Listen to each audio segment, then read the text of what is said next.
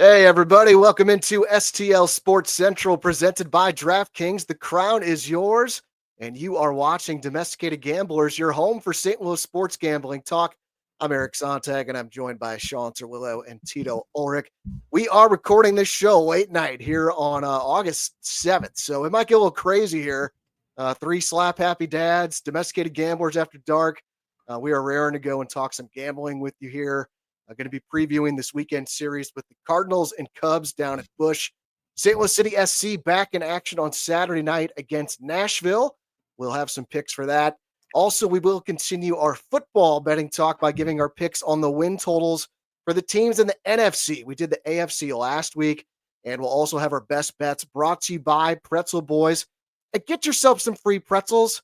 All right, it's really easy. All you got to do, take a few seconds right now, just drop us a comment on this video with your best bet for the weekend. And if you are the first person to comment and your bet hits, you win a $20 gift card for delicious pretzels from Pretzel Boys. And get your comments in, because if the first person loses their bet, then the second commenter will win the gift card if they hit their best bet, and so on and so forth. So Pretzel Boys has 5 locations across the area, so there is one near you. Check them out at stlpretzelboys.com. Also hit the like button, subscribe to the STL Sports Central YouTube channel. And you can also check out Domesticated Gamblers on podcast on Apple and Spotify. Shawn, as we record this, we are exactly 3 weeks away from Mizzou kicking off the college football season, and just 4 weeks away from opening night in the NFL with the Eagles and the Cowboys. So I imagine you were getting pumped up, calm before the storm, I guess. So how's it going, brother? It's going good. My face was in a toilet bowl all day today, so if my voice is a little raspy, deal with me. Raspy voice. Some guys go for that. That's why they smoke cigars, I guess. So I got the raspiness going on, but yeah, every year leading up to the playoff or to the NFL season or to the college season, I always look forward to Bet the Board's preview of every division. And that show, I don't know if you noticed, they've closed the doors. So Bet the Board is done. That's Todd Furman and Payne Insider. And Payne Insider probably changed my perspective the most on gambling.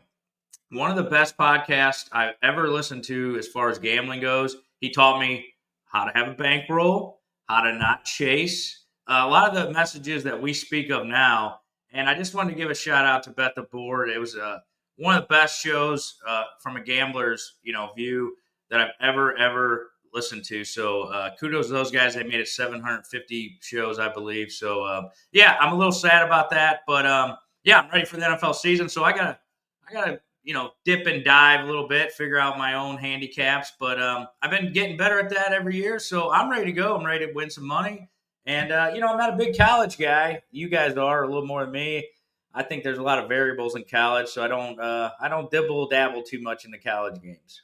I enjoy the Bet the Board podcast. I wasn't like a regular listener, but definitely caught a few episodes. Did they ever give out a best bet at like plus 1,200 on a 3-team player parlay for props for total bases? Because we had one of those in this show last week. They ever give one out like that?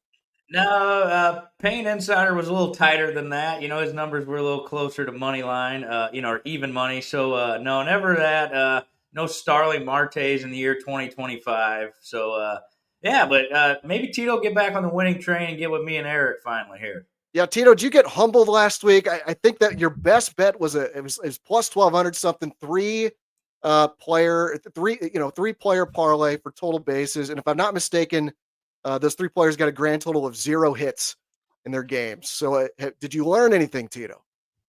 Did I learn anything? No, I didn't learn anything. And you guys had the wrong Marte. I mean, I told you guys it was Ketel Marte. It wasn't Sterling Marte. And you guys convinced me otherwise. So I blame both of you jokers. And don't come at Tito. Don't come chirping at Tito. I've had a hell of a week already. I had a hot toilet take yesterday because of all this damn group email shit. I can't stand people that can't use technology or can't use email the right way. And now I have you two chirping me about best bets. Big Wolf, I'm not the better, okay? You're the two schmucks talking about Bet the Board and all these podcasts. I don't listen to any fucking podcasts. I got too many damn kids to take care of. I got school to worry about next week.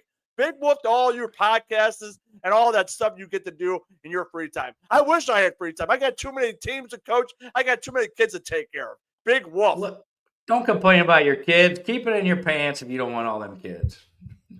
You got your snip, Tito. That was huge. Glad you did it. Finally. I had guys commending me tonight. We had back to school night at my kid's school, so I had all the guys. I had the baby carrier on. People were talking about the Hangover movie, how I had the baby in there, and they were calling the baby Carlos. It's Eleanor, for crying out loud. So I had people, commending me for my dad duties, but my goodness, I come on here thinking I'm going to talk to two buddies, and you guys are trying to hold me accountable. Big whoop to both of you frauds. I'm going to be enjoying the late night episode. The Catholics are back to school next week. Next week, Daddy. Yep, next Wednesday. We have like 2 half days, 2 days where they go back for about a half hour, and then I got to have my ass back up there and get their asses home. Like I have any free time. I thought I was going to have some peace and quiet next week. No, the kids are there for about a half hour. Come back home and bother Tito some more. Oh, I love it. Well, the good old public schools, they get another week. I'm sure Andy's the 20th or so. Yeah, we go back on the 18th. So going to Holiday World next week for the first time, kind of a last summer hurrah. Never been to Holiday World, but I hear great things. Yeah, one of their coasters won Wooden Coaster of the Year 3 years in a row. So we've thought about going for. Let me know how that is. Yeah, I will do that. Well, let's get going. One thing, you get free drinks up there, so that's a big plus for a family. I think it's free drinks, free sunscreen, and free parking. I think that's their tagline.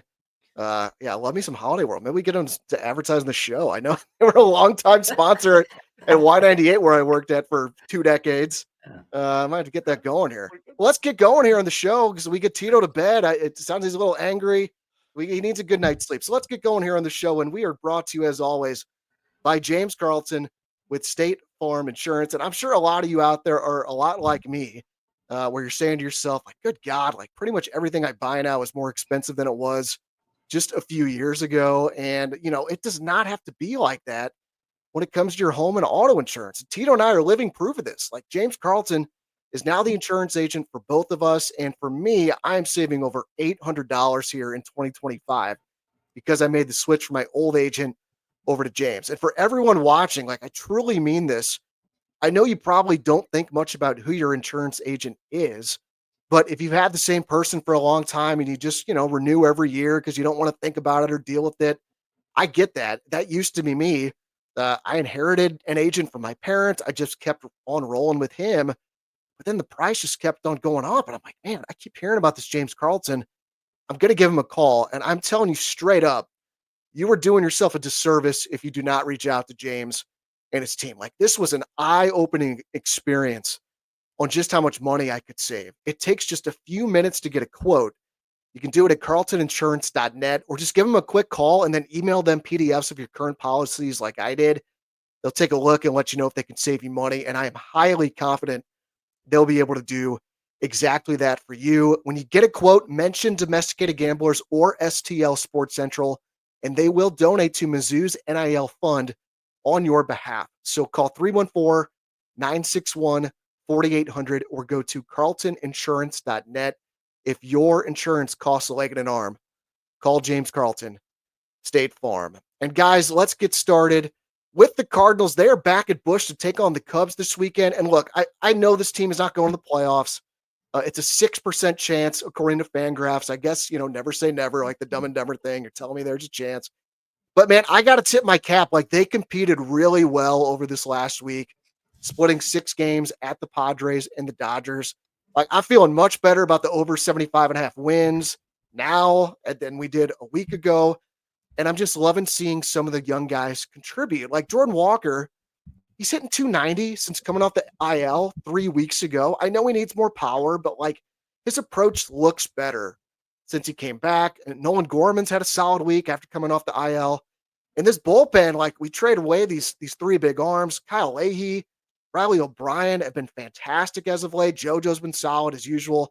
I'm just like, I'm still enjoying watching this team play. And I don't think they're that far away for being a pretty good team again. Like if you know me, you guys know me, I'm not a homer. I'm a numbers guy. I keep things objective. And I'll just go back to the stat I said a couple weeks ago.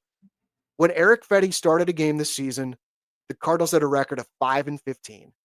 if you had another pitcher make those starts and the Cards went just 10-10, their record would be 63-53, and they'd be a half game out of the wild card. So I think you just upgrade the Michaelis spot in the rotation in the offseason, and I think this team could be in the mix next season. I don't think that's crazy to say. Like, I'm not saying this is a World Series contender, but a wild card contender. I think it's possible. So, Tito, before we get into the weekend with the Cubs, you clearly disagree with me. So give me your thoughts. Tell me where I'm wrong there.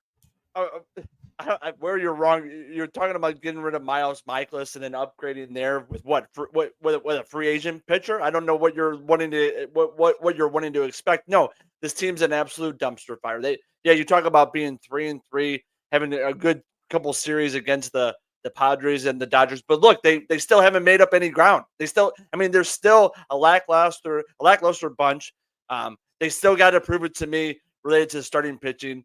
The offense is still not where it should be. So this is going to be a complete retool. It's going to have to be for you to actually get some young blood in here and to get things going in the right direction. I have no confidence whatsoever that they're going to go out during the offseason and pick up a free agent pitcher.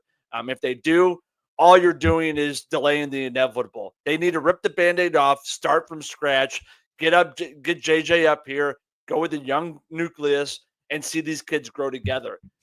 Don't come up with this nonsense that, if you had 5 more starts where Fetty didn't start, maybe Michael McGreevy could have started those and the outcome would have been differently. Well, Michael McGreevy's kind of come back to the pack a little bit over the last several starts. So I'm not optimistic about him being an ace like I thought he might be. But I think you're in la land, Eric. I'm sorry, man. I don't know. And I'm not necessarily saying they have to go out and get a free agent pitcher. I mean, Quinn Matthews down at AAA, I was early in the season, didn't look good. He had some injury issues. ERA was bad. I just looked up his stats for the minors this season. 17 starts. He's got a 3.36 ERA. How many innings? How many innings does he have? Do we know? 67. Yeah. So, I mean, even if you want him to start next season, maybe you bring him up. He's going to be on an innings limit. I mean, it's not going to be, it's not going to be like the workhorse that you might need. You're going to have him have a spot start here or there. You're probably going to see him on the IL once or twice. And so I don't necessarily know if there's going to be a solution to have, a few more extra wins to make you a viable playoff contender. Shawn, go ahead. Well, I talked about this. You can sell, but you can also kind of go for it. So this was a good move. We sold, and we replaced the bullpen, no problem. It seems like, and I think in this day and age, Velo's up. I think it's not that hard to replace, a Helsley. He's been pretty good. He's been pretty down, but he has ups and downs like every relief pitcher. So I think that we sold and we gained some stuff, but it goes back to last year when I talked about trading Nolan Arenado and Goldschmidt. The rebuild could have happened. We could have been in the playoffs this year if we'd have been a little proactive last year. That's Mozeliak's problem. Hot take, Brendan Donovan should have been traded for a haul this year. Last year he ended with a 759 OPS. This year he's got a 756 OPS. This guy's not going to age well. So I'd love to see a return on Donovan because give me J.J. Weatherholt over Donovan for the next 10 years at second base. So, those things bother me long term. It's the typical Mozeliak. We weren't blown away by any deals. I mean, come on, man. 2 prospects for Donnie probably gets that thing done. I feel like Donnie's he's a better real life player than he is, I guess, for fantasy purposes, but also, when you're not going to build around Donovan, a 10, 15 home run guy with a 750 OPS, that doesn't cut it in this day and age. So, long term, I'm right with you, Eric. I think this team isn't far away. You got Sonny Gray, you got Libby. Libby should take another step forward next year. That's what we're thinking. That's the progression. Palante, he's serviceable. He can get it done against okay teams. But McGreevy, he's not the guy. I told you guys early in the year he wasn't the guy. He's not the guy. Too much pitch to contact. He's a Mozeliak draft pick. He's no guy. Quinn can be the guy, Quinn Matthews. And I know Roby got injured. He had Tommy John surgery in the minors. He was looking like a promising starter. You still got Tink Hence, but reports show that he's most likely going to be a relief pitcher. So maybe a closer of the future. I don't know. Yeah, so it's tough, but also JJ should be up this week. Enough. Bring him up. Get this thing going. You see it all around baseball. Everybody calls up their best players. He's crushing AAA. There's nothing else to prove. He will come to the majors and struggle like every player does. But the track record in the last year or so is a very talented first-round player needs about 2.5 months in the major leagues, and then he takes off. You've seen it with Nick Kurtz. You've seen it with Wyatt Langford. All these players, you start seeing after about 2-3 months. James Wood, same thing. Then they take off. So there's an adjustment period to getting used to major league pitching. Get him up here and get him ready for next year so he can hit the ground running. Not this backwards thinking like, oh, every time the Cardinals would call up a prospect, if they didn't hit within the first week, they're sending them back down. I mean, we all remember the drama with Colton Wong. We're still living in this era. It's time to grow up and move on and get with baseball today's age. Call up your guys, let them struggle, especially when you're out of the playoff picture. Let him struggle at the major league level and let him figure out major league pitching. The off-speed pitching is the biggest difference from AAA to major leagues. So he's got to get up here. He's got to see those pitches. And I'm with you, Eric, though. I think we can make, 1 or 2 moves in the offseason. We're probably competing for the last wild card spot. Yep, I think so. You make a lot of great points there. You mentioned McGreevy. I'm hoping this is the case of him kind of going through his struggles of like adjusting now that he's getting a run here and other teams are seeing him and they have a good scouting report on him now. Let's talk about him because he's going to be starting this Friday game against the Cubs here in the series opener. He's going to be up against Matthew Boyd, who's been awesome this season for Chicago. Saturday, it's Andre Palante against Colin Ray. And then on Sunday Night Baseball, it's a great matchup with Sonny Gray against Shota Imanaga. I thought we were going to avoid Shota, but it looks like the Cubs are moving him up. Basically, they had an off day today here on Thursday. They're still going to keep him on his regular rest and pitch him on Sunday night. So your series odds, like I was super surprised when I saw this. DraftKings has this as just about a coin flip here. Cubs a narrow -120 favorite to win the series. Cardinals are -110. Hate that there's no plus odds there. Like if the Cubs are -120, come on, DraftKings. Like Cardinals should be even money, but most likely. Yeah, come on, DraftKings. We love you, but get it going there with those odds with the series. And the odds for the game on Friday, again, McGreevy against Boyd. Cubs -156 favorite. Cardinals +128 dog, and your total is 8.5. So Shawn, kick us off here. I know you're not high on McGreevy long term, but what do you think on the Cardinals and the Cubs on Friday and this weekend? Yeah, I just don't love his profile. He just pitches to contact, gives up a lot of hits, and today's age, you can't do that. That's what the Cardinals used to do, and it just doesn't work. Yeah, this one's a tough one for me to handicap because the Cubs are struggling. They're not playing great baseball. Pete Crow Armstrong, the league's figuring him out a little bit. His numbers are coming back down to earth. And, when the Cardinals are at home, they're tough. So, what do we play? 500 ball on the last road trip. So, yeah, I think the Cardinals can maybe squeeze 2 out of 3 here. Shota's been struggling. I don't know his last outing, but I know before that he had been struggling. I don't know if he got it going. He had been on the injured list, so he might have been a little rusty. Boy, you'd think the over here for Friday night's game. McGreevy gives up a lot of contact. I don't know how Matthew Boyd just keeps getting away with this. He's due for regression big time. And maybe that's going to happen to the Cubs come September because that's what the Cubs do. They choke in September. We all know that as Cardinal fans. So I kind of like the over 8. It's juiced out. I see 120. So it's a little juicy. But I think the Cardinals can get 2 out of 3 done. But I wouldn't be surprised if we lose 2 out of 3. There's no real leans here for me. Because both teams I don't know about. I don't know. The Cubs are just struggling right now. They don't seem like they're the same team they were to start the year. The Brewers got their number, and they're the best team in baseball. So I would stay away from betting the Cards-Cubs series this weekend. Tito, what do you think? Yeah, I'd stay away from this. You guys are both in la-la land related to next year anyway. I mean, I don't know what you're smoking. I need to get some of that stuff because I'm too fired up over all of my other stuff that's going on with my life. You got the Milwaukee Brewers, who are the new St. Louis Cardinals. They're the best team in baseball. You got the Chicago Cubs with Craig Counsell as their manager. They're gonna be forces in the Central Division for years to come still. So you guys are both smoking something. But this weekend, I'm not optimistic whatsoever. You guys keep on talking about these pitchers coming back down to earth. Matthew Boyd, all he does is keeps on pitching well. So I'm expecting a Cub win tomorrow. Sonny Gray, I'm not optimistic about Sonny Gray on Sunday night. Big woof to him.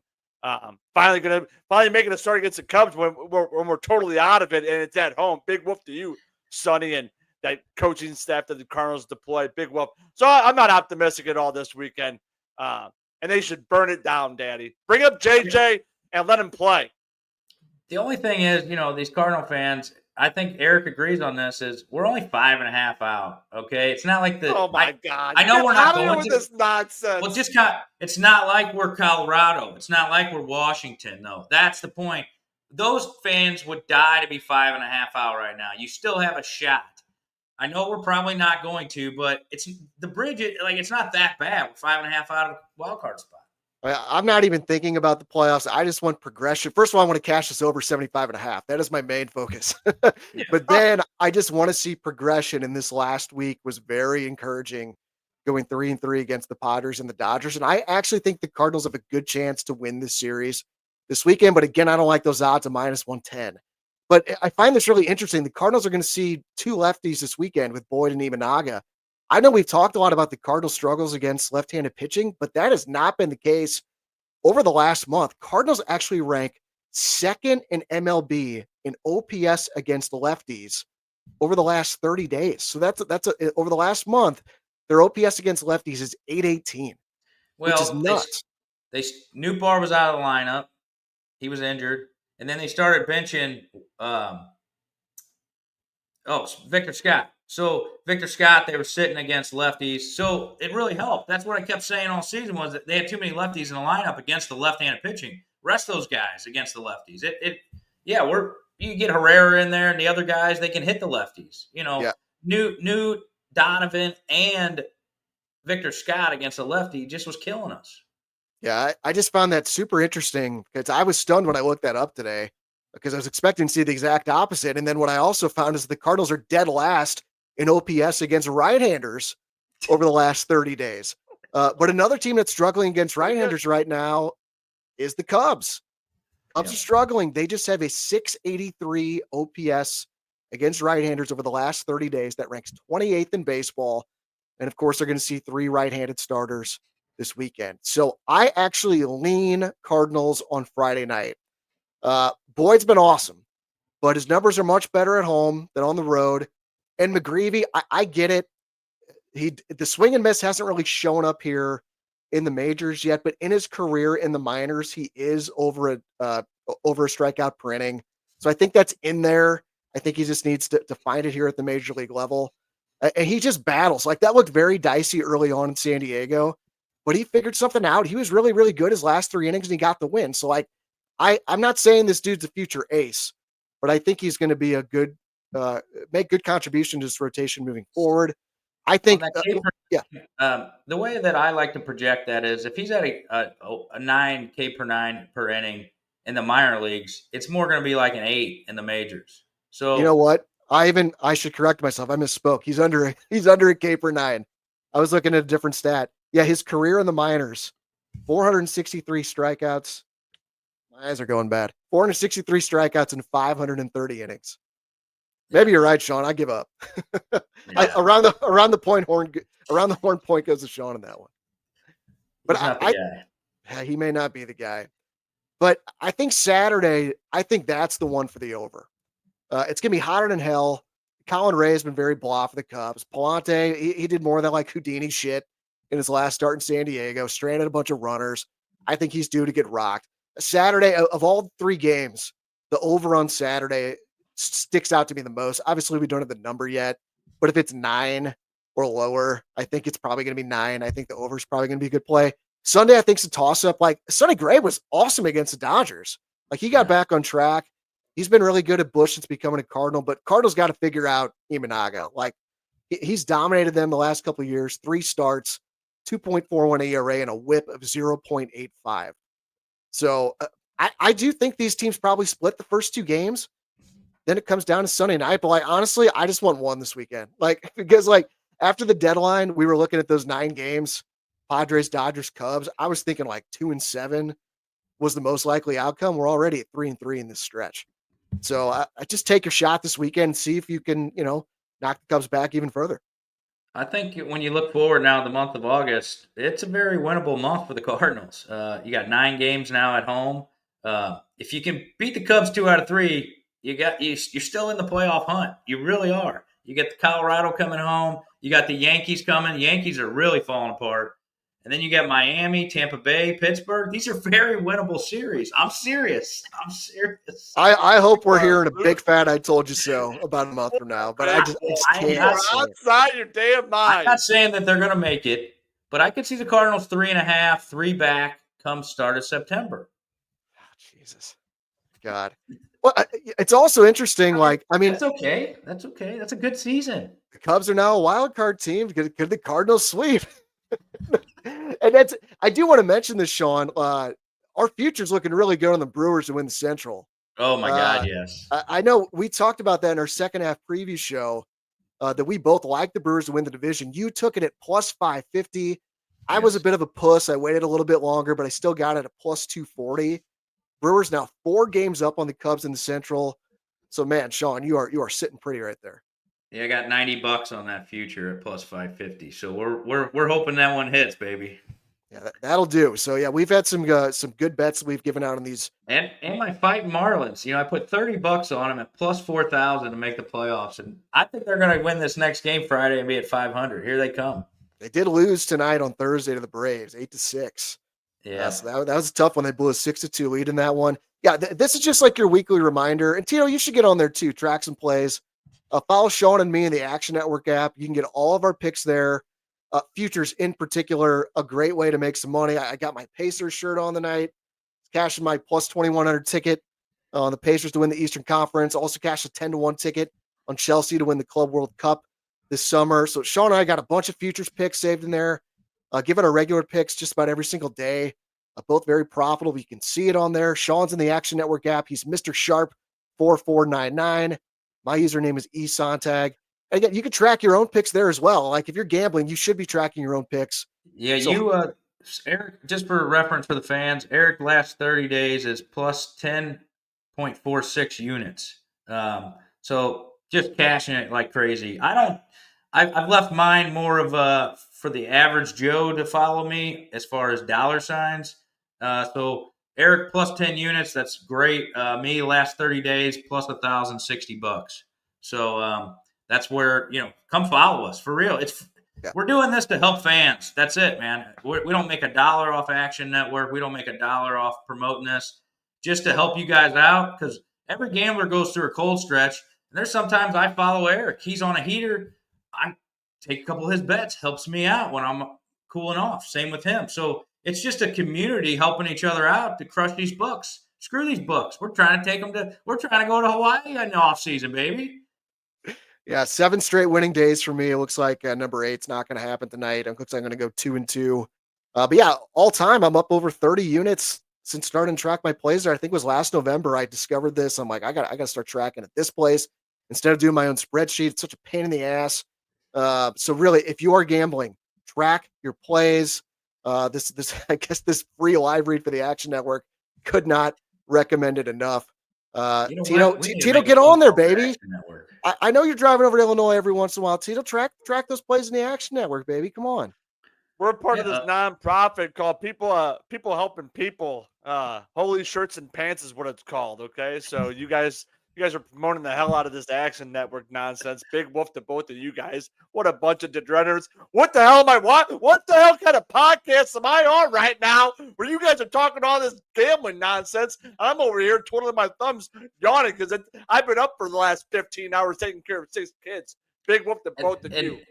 Shout out to Danimal. He follows, loyal listener. He's on the Action Network. He follows me and Eric, and we got a little chat going. We're helping him gamble. This is just a process to help everybody out. That's all this is. Yep, he's helping us too. I tailed him on the Ace today, and that came through. So, it's a big community, and let's just talk about gambling. You'll go through cold streaks. Don't sit there and wallow in it yourself. It's okay. We all do it. We're all community. We're all here to help each other. So, another great place where you can get tons of baseball action this weekend is with DraftKings Pick 6. Just download that Pick 6 app from DraftKings. It is a lot of fun. It's super easy. All you got to do is pick 2 or more players and choose if they'll have more or less of a stat. So for Friday, boys, it is Tarek Skubal Day. He is facing an Angels team that leads all of Major League Baseball in strikeouts by a pretty wide margin. So I would definitely be targeting over on Skubal's strikeout prop on Friday. Also, I would be fading Salvador Perez of the Royals. He's been cold over the last 2 weeks. He's hitting just 229 with an OPS of 656. And on Friday, he is facing Joe Ryan of the Twins. Joe Ryan has had Perez's number in their careers. Perez just 3 for 18 lifetime against Ryan. That's a 167 average with a 433 OPS. So I'd be going under on the total basis prop for Salvador Perez. That's the kind of stuff you can do with DraftKings Pick 6. It's available right now, right here in Missouri. So don't miss out on the fun and don't settle for a smaller payout. Switch to Pick 6. And right now, new customers can get $25 in bonus picks with their first deposit of $5. So download the DraftKings Pick 6 app now and use code STL Sports. That's code STL Sports for new customers to get $25 in bonus picks with their first deposit of $5. Better payouts, bigger wins, only with Pick 6 from DraftKings. The crown is yours. Gambling problem? Call 1-800-GAMBLER. Help is available for problem gambling. Call 888-789-7777 or visit ccpg.org in Connecticut. Must be 18 and over. Age and eligibility restrictions vary by jurisdiction. Pick 6 not available everywhere, including New York and Ontario. Void where prohibited. 1 per new customer. Bonus awarded as non-withdrawable Pick 6 credits that expire in 14 days. Limited time offer. See terms at pick6.draftkings.com/promos. All right, guys, before we get to our NFL talk that will take up a good chunk of the show, let's give some picks real quick for this game on Saturday with St. Louis City SC and Nashville down at Energizer Park. Both teams coming off a break here. City, a brutal 2-1 loss to Minnesota in their last MLS game a couple weeks ago. That was one of my best bets. They had that 2-1 loss to Aston Villa from the EPL a few days later in a friendly, much more fun game, though. Nashville, another good team coming to St. Louis. I feel like every team that comes in here is a good record. They're in 3rd place in the Eastern Conference. They have a plus 16 goal differential. That is second best in the entire league. So Nashville is at plus money to win the game. They're at plus 110. City's plus 210 to get the win. And the draw set at plus 255. Your total's 2.5. The over's juiced up at minus 150. The under is at plus 120. Tito, you going to the game? What do you got on this one?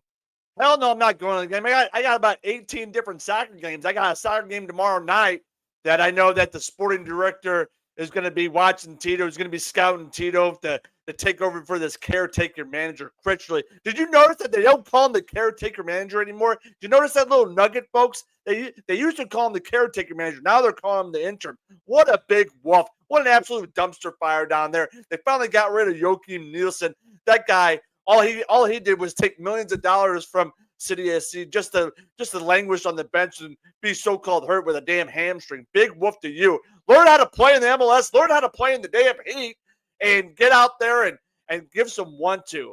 But this is an absolute train wreck. There ain't going to be nobody going to this game tomorrow night. It's going to be way too freaking hot. You get the Cubs and the Cardinals in town. It's the end of summer. People are going to be out of town. People have other youth sporting events. They're going to be coming to Fenton City Park watching Tito put on a clinic tomorrow night. That's where they're going to be, baby. So do we have a pick here or no? Hell no, we don't have a. If I had a pick, I'd be going with Nashville with a money line or whatever it's called, goal line, future line. I don't know what the fuck you gamblers call it. Plus 110 on the money line. Let's see, we get if a $100 bet would profit you $110. Shawn, you agree with Tito there? I'm looking at it here, and you can help me out here because I'm not much into soccer. It says that the spread line minus a half a goal for Nashville is minus 102. Yeah, so that's a mistake. Basically, take the money line plus 110. Right? Yeah. Well, why would anyone do that? I think it's a case of MLS. Just there's too many things for the books to do. Every once in a while, MLS gets overlooked. That's blowing my mind. I mean, I just I don't see things like that's like a glitch in the Matrix. But City sucks. I told you guys that they set it up year one for them to have a little success, get the fans sucked in. Now we're seeing the real expansion team.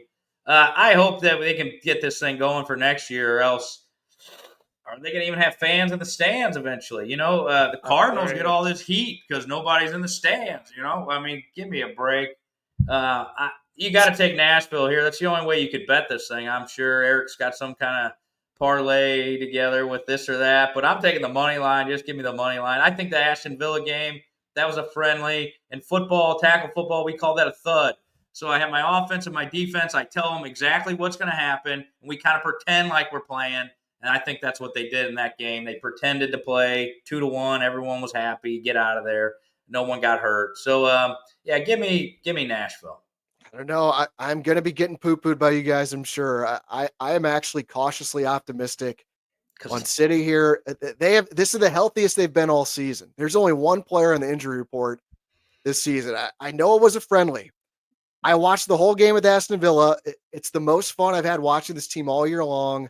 I know I probably had like a half chub because I was watching Aston Villa out there, who I'm going to be up there, 9 days from now? I'm going to be up at 6:30 in the morning on Saturday. Serious question. Do you think Aston Villa normally beats us by 1 goal? I mean, they could have wiped the floor with us. If they're in midseason form, no, but they played a lot of the regulars.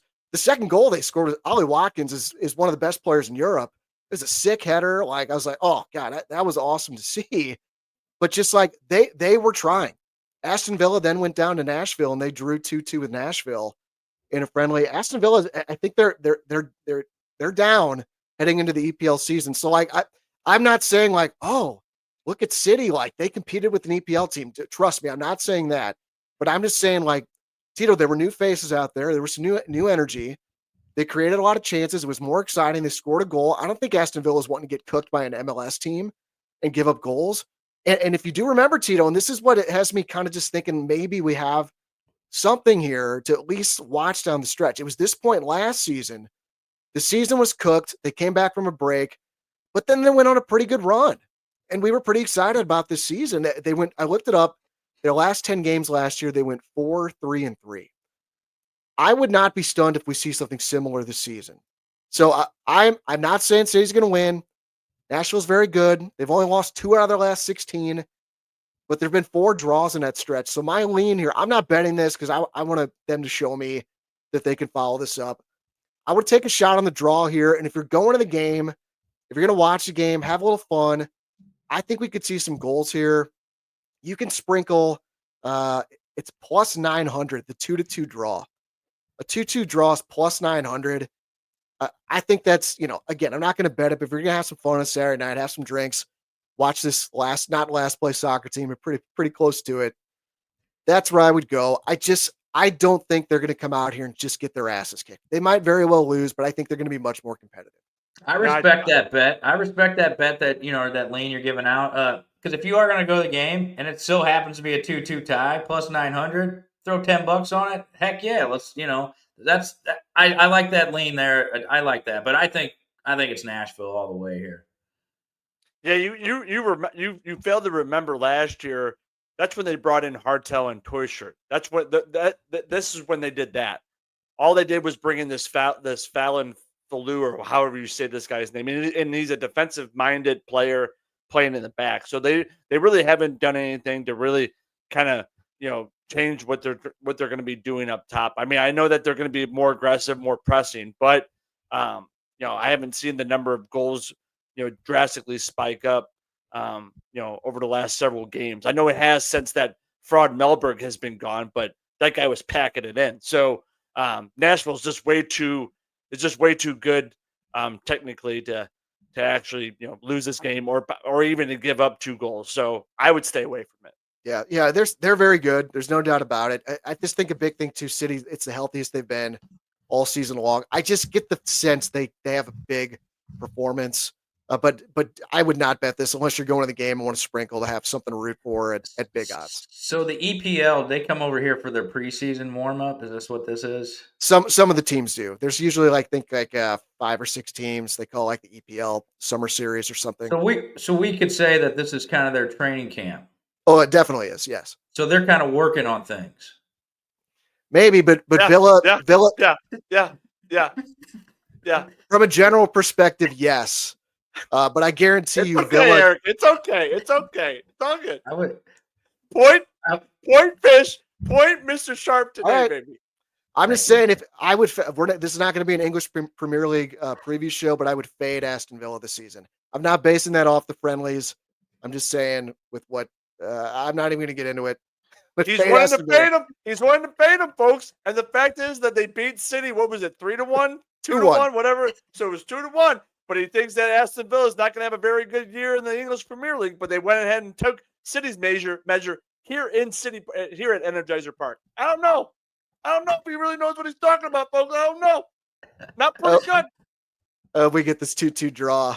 I hope so. I'll be eating some crow next week. Woo! All right, enough soccer talk. Let's get to some football talk, boys. Yes. It's time to go through all the win totals for all the teams in the NFC. Using the odds on DraftKings, Domesticated Gamblers is going to be your home for football betting talk all season long here on STL Sports Central. So we're going to go through all these NFC teams, let you know if we're going over or under on each of them. We did the same thing last week for the AFC team, so go back and watch if you missed it. And let's start with the NFC East and the defending Super Bowl champions, the Philadelphia Eagles. Their win total, it's the highest in the NFC at 11.5. The over's at plus 110. The under is at minus 130. Shawn, I know you're raring to go on this NFL talk, so you kick us off here, brother. Yeah, Eagles lost some players in the offseason. They replaced it with some draft picks. I don't think their defensive line is going to be as dominant as last year or their offensive line. And regression's going to come a little bit. Barkley touched the ball a lot. I think they're going to back off on giving him some touches. And I think there's a crazy stat about the NFC. NFC East hasn't had a repeat winner in the last, 10 years or something. It's pretty wild. But Washington's got problems. Scary Terry's not showing up. He wants to get traded. Dallas. I was on Dallas. Now Micah doesn't want to play. And the Giants, they're, in the gutter. But 11.5, tough schedule. I would lean under. No bet here. I would never take the over here. No way. Because they lose Barkley or Hurts, their season's probably done. So lean under. No official bet, though. Tito, you agree? Yeah, I don't know. It's a little tricky here because you've got Jalen Hurts, who's a mobile quarterback, and Saquon Barkley. I mean, there's a little bit of yin and yang there that, if you don't give Saquon the ball very often, it's going to be going to Hurts. So you might be able to conserve him, not ride him as much as you did last year. And, Jalen Hurts still has really good chemistry. And to your point, Tito, they brought in A.J. Dillon to get the hard yards up the middle. So that's a good point. Yeah. And then, you still have really good chemistry between Hurts and the wideout. So, the fact that the Commanders don't have Scary Terry and the fucking Cowboys have, what's the guy, Brian Schottenheimer, that absolute fraud of a head coach. I don't even give a fuck about Parsons not playing. That guy's a complete fraud of a coach. And then the Giants, I'm still kind of a big fan of Brian Dable. I hope they can surprise some people. I don't think they will. I'm kind of hoping that G-Men get it together a little bit. But if I had to pick a winner, a division winner, I'd definitely go with the Eagles. But I'm staying away from that 11.5 win total. Yeah, I think the trend comes to an end this year. I think we do get a repeat winner. This is not a bet for me because, again, I think the number's right. If I had to bet it, I would actually lean over. It's going to be hard to be as dominant as they were last year when they won 14, but they don't have to be. All they got to do is win 12. And all Nick Sirianni does is win. His record as a head coach is 48-20 in his 4 seasons with the Eagles. 48 wins in 4 years. That's exactly 12 wins per season, what he averages. So I do think they win 12 here, but again, not a bet. I just lean to the over. Let's talk about last year. The Eagles, best offensive line, best defensive line in football. That's what wins championships. I know everyone gets caught up in the quarterback and the wide receivers in the NFL, but it's always the O-line and D-line. So when you're handicapping games, folks, look at the O-line and D-line. That's what you want to focus on. Can they get pressure? Can they protect the quarterback? That's it. Keep it simple. Yep. It's a huge factor. I think people just don't think about it or don't know about it, because it's just not something that's talked about very much. But great point there from Mr. Sharp. I think this is going to be a very polarizing one. The Washington Commanders, with their win total set at 9.5, the over's at minus 125, the under is plus 105. I don't think you guys are going to like this, but this is a bet for me, and I'm on the over here. And Shawn, I think you and me, I think we just have a fundamental disagreement about Jaden Daniels. I think you said that you could. I don't put words in your mouth. Do you think he's going to take a step back this year? A little bit. That was Bo Nix I talked to. I mean, Jalen Daniels definitely way more talented than Bo Nix. I just don't. I don't see it. They got hot. Their defense leaked a lot last year, but Daniels kept them in games. So can that keep up? We'll see. Yeah, I just think last season for Daniels was like just the beginning. I remember watching this dude. Remember he like basically single-handedly beat that really, really good Mizzou team a couple years ago in Columbia. The Mizzou team that went 10-2 would have been 11-1 if it wasn't for Jane Daniels. I was watching that game and I was just thinking like, man, this dude is like, he's special. And then he goes on to win the Heisman Trophy. He wins Rookie of the Year, which I cashed a plus 550 ticket on, by the way. And then he goes to NFC Championship game. I just think this is the year. I mean, he's already there as an elite quarterback, but I think this year he cements his status as like one of the best in the NFL. I think we're going to see him win a Super Bowl someday. I think that highly of this guy. And I may end up with egg in my face with this take. I think the Terry McLaurin stuff is going to resolve itself. Like, I actually saw the odds. There were odds out there yesterday for which team McLaurin takes his next snap for. Washington was still a minus 350 favorite. Like, I remember this time last year, there was all this drama with Jamar Chase wanting a new contract. It lasted the entire preseason. He didn't get his extension. I even passed him up in a fantasy draft. I think I was at number 4, and I took St. Brown instead of him because he still had this contract stuff going on. But he comes in at the very last minute, comes back to play. He ends up having the best season by far of any wide receiver last year. So I think Scary Terry's going to be fine. Give me the over here. Like, I got the Commanders going 11-6. So this is a bet for me. Tito, what you got? Yeah, I don't know. It's scary, right? It's scary the fact that you have someone holding out, and Cliff Kingsbury. And I love him as an OC. I think Jaden Daniels is going to thrive, under him like he did last year. But I don't know. It's scary to it's scary related to that holdout, and I don't necessarily think that Kyler Murray had an outstanding second year. Maybe he did. I can't remember. I can't actually recall how he did the second year under Kingsbury's offense. So I mean, maybe you're right, but that holdout has got me really, really scared. So I'm really nervous about. I was with you a few weeks ago, and then McLaurin had to come out and say that he's holding out. So I'm not sure. I'm with you. I also think the requested books, a trade. right? But Yeah. we've seen other players request a trade, and this is not like. I feel like you see that in other sports, and then the management goes, "Oh, we got to trade him." Dude, the Commanders have all the juice here. He's under contract. He's got 1 year left, and I'm pretty sure this dude is either 30 years old or he's going to turn 30. That's why he's holding out, because he knows he's not going to get paid. So, but Yeah. I wouldn't pay him either if I was Commanders. So I think I keep thinking about this Jamar Chase situation last year, and my regret with it, passing up on him in fantasy. I know Scary Terry's not at the level of Jamar Chase, but my overall point is, I don't think this necessarily means, oh, they have to trade him. He's demanding it. I think he's going to be suiting up for Washington week 1. I could see it for sure. Yeah, Jaden Daniels, 25 touchdown passes last year. Aaron Rodgers had more, even though he had a terrible year. Remember that? Everybody banged on the horn about that. One thing that he does, he fumbles the ball. He had 5 fumbles last year rushing the ball. 891 yards. That's where he makes a living, right? That's the new NFL, running around, making something happen. We watched Rodgers transform the NFL into what it is right now. You got every quarterback who does it. So I just can see some regression with Daniels. I don't think he's as efficient as he was last year. He threw up a lot of 50-50 balls to McLaurin, a few other receivers down the stretch, and they got hot, and they were going and getting the head topping people in the playoffs. So I can definitely see that come back down. The defense, I'm pretty sure Dan Quinn's still their DC. So he's always got them ready to head coach, right. But sorry. Good defensive-minded coach. So he's always got the defense ready to go. That win total's tough, but looking at their schedule, I would have to agree. I would have to lean over as well, Eric, looking at the schedule. You got the Giants, you got Vegas, you got Atlanta, Seattle's going to be terrible. Miami, I'm not high on. Minnesota, I'm not high on. I definitely can see it. Yeah. Well, I think I'm driving over to Illinois tomorrow. You just mentioned the Seahawks. I got to take on them later as well. Tito, if you want to use Kyler Murray as a comp, I just pulled up his stats. His second year, his numbers were up across the board. Okay.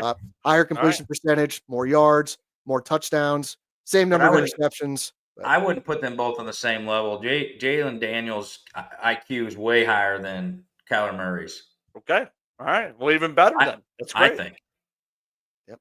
All right, let's talk Dallas Cowboys. You remember the contract dispute with Murray when he couldn't play Call of Duty? It was in this contract. Yeah. You know, because the guy he's not studying the book. He doesn't have it. He doesn't have it, Tito. Jaden Daniels has it. He has Taylor, I'm always going to be a Kyler Murray fan. He led me to my first ever fantasy football championship, or my first ever fantasy sports championship, for that matter. Dallas Cowboys. Never say a bad thing about Kyler Murray. I'm sorry, Eric. Go ahead. Dallas Cowboys, big woof, America's team. I feel you, brother. No, we made a handshake 30 years ago for the Cowboys, and we figured it out later. Did you guys? Here they are. Clip? Did you hear that clip? No. Jerry Jones, they asked him about Micah Parsons. He goes, when I bought the Cowboys, we shook our hands and we figured out the details later. What is this guy doing? This ain't 1978, brother. God, fuck this guy. I cannot stand Jerry Jones. Their win total, typical Cowboys, mediocre, over plus 120, under 8.5. You got to bet minus 145 on the Cowboys. So I lean under. I got them at 8 and 9. There's no way I'm going to bet that a minus 145. And there's no way I'm betting a freaking over with Brian effing Schottenheimer. Like, this is a first-time head coach. Tito, I'm not convinced this guy's a leader of men. Okay. They got another bum as their defensive coordinator. It's that Matt Eberflus, who was just god-awful as the Bears head coach. Pretty good. Last season. Yeah, pretty sucky. There's just no way. I can't get on board with the Cowboys love this season.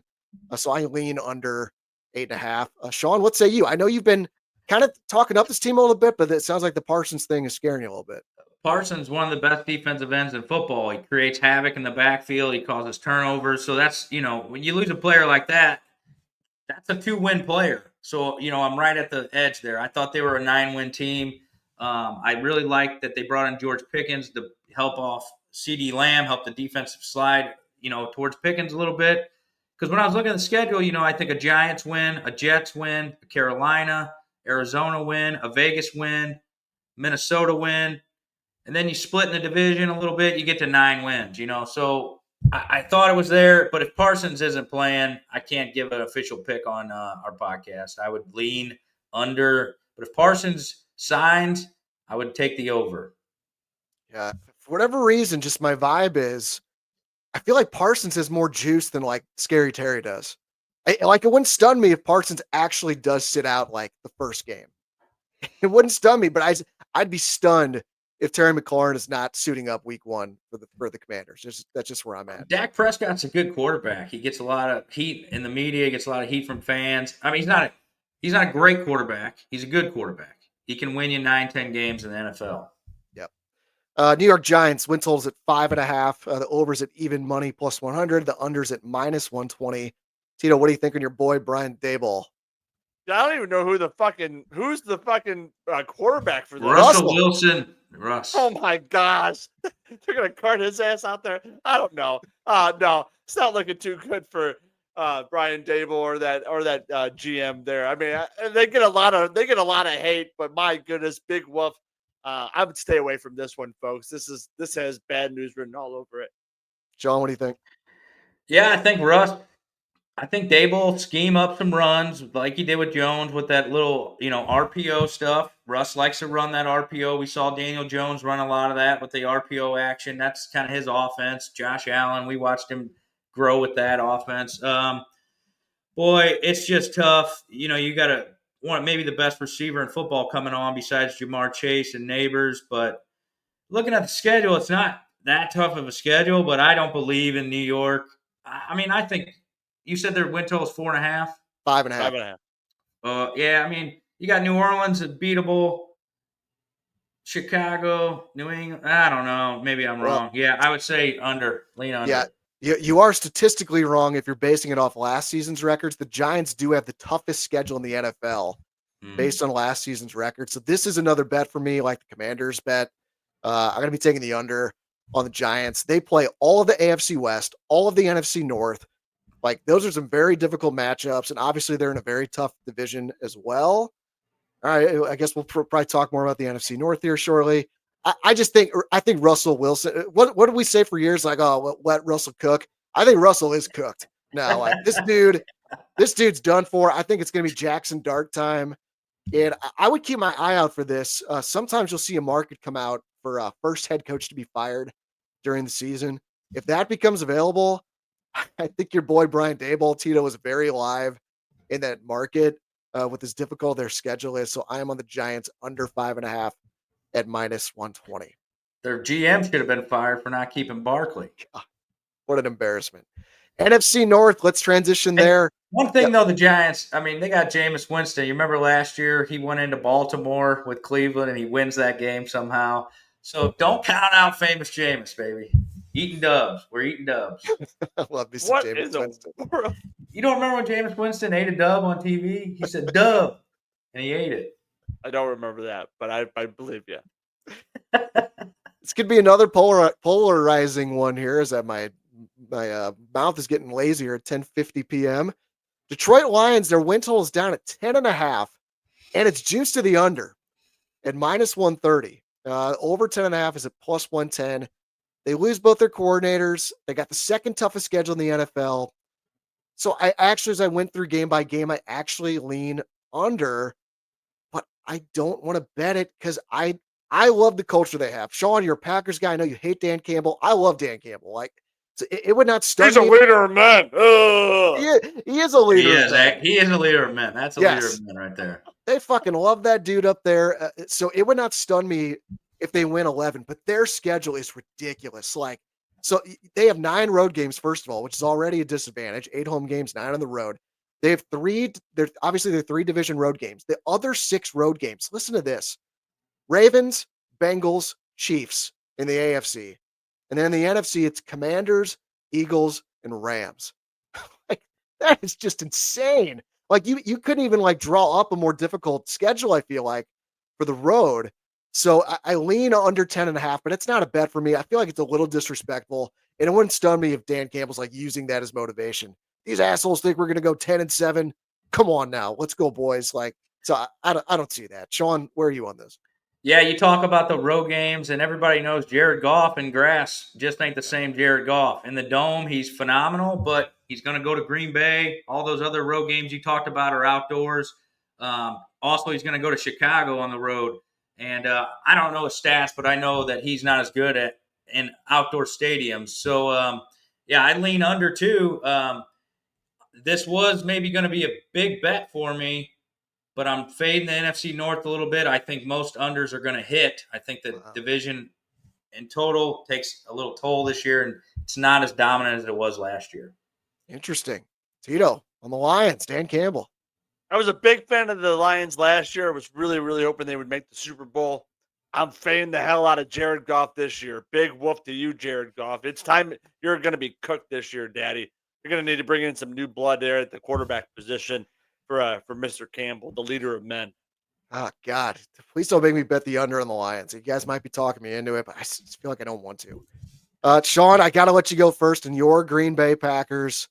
You are a part owner of this ball club as a shareholder, and their win total is at 9.5. The over's -120. The under's at even money. So take it away, Shawn. Boy, I love the over.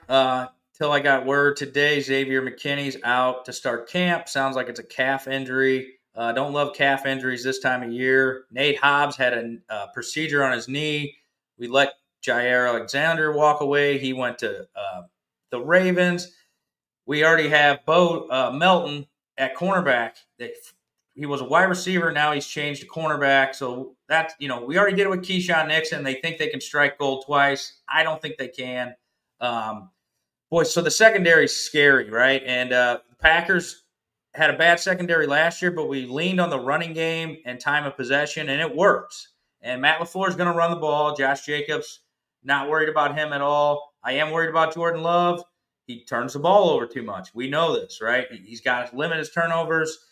But we can run the ball, and we can slow the pace down. I think LaFleur is good enough to get us to that number.